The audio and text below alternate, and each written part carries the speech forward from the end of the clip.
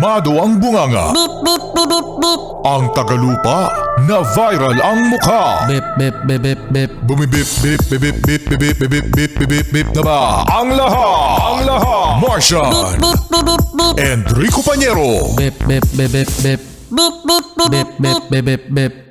Bip, bip, bip, bip, bip. Tik tilaok! Tik tik tilaok! Beep, beep, beep, beep, beep. Ito na ang 101.1 Yes FM Balitang Oy, good news mga Yes friend sa mga motorista at pati na rin sa mga nagtataasang mga bilihin dahil maaaring magtapos na mga Yes friend ang gera kung saan ay na-involve ang Amerika at ang bansang Iran. Imagine, Martian! Ano? Ito nga, tapos na nga yung gera para ikaw lagi kang may gera. Ay, ano yun? Ano yan po? O yan, ganyan dapat, no? 5 taon din pala ang itinagal ng gulo, no? Na involve ang Amerika at saka ang Iran na nakaapekto sa buong mundo.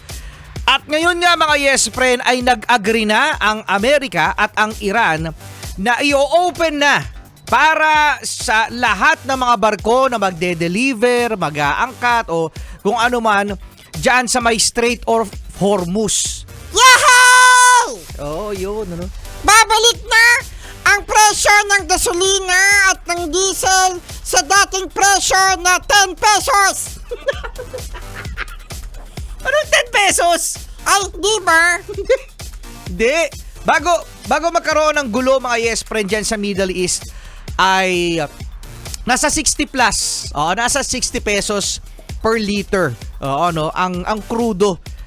At ngayon maraming mga nagsasabi na hindi daw agad-agad bababa, no? Sa dati mga yes friend yung masasabi natin na dating normal na 60 pesos yung kada litro ng crudo dahil sa maraming mga nasira na mga oil depot sa Middle East o yung mga pinasabog ng ng Iran, ng Amerika, sa Middle East, kaya matatagalan pa yan. So hintay daw tayo ng mga 6 months to 1 year. Ay, ang tagal naman! Pero at least, 'di ba? At least natigil na. No, sana no totoo itong agreement ng Amerika at ng Iran, no? Kasi mga yes friend, yung mga nachichismis dati, mga sabi-sabi na baka daw magkaroon ng toll o bayad ang mga magde-deliver ng crudo sa iba't ibang bansa sa panig ng mundo dito sa Strait of Hormuz. Ngayon daw wala na. Okay? So hindi na raw magkakaroon ng toll. Ibig sabihin hindi na magkakaroon ng bayad per entry dito sa Strait of Hormuz. Kaya yan, aasa tayo mga yes friend na bababa unti-unti, okay, ang crudo. Di, ngayong araw na to nagtaas gasolina. Nagtaas nga pala gasolina ngayon, Nagtaas mga yes friend ang gasolina ng 32 centavos per liter to 1 peso and 68 centavos per liter. Okay, ang bumaba ngayon mga yes friend ay ang diesel.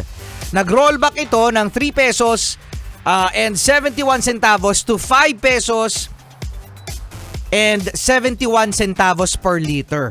Yan. So bumaba naman. So next week, aasahan natin na bababa, no, ang crudo para ma-enjoy naman natin mga yes friend, no? At matigil na ang taas ng presyo kasi napaka-importante ng transportasyon at ginagamitan niya ng gasolina at ng diesel. Thank you po! Thank you! Charlie Cute Morning! Salamat ha! I've heard it all before.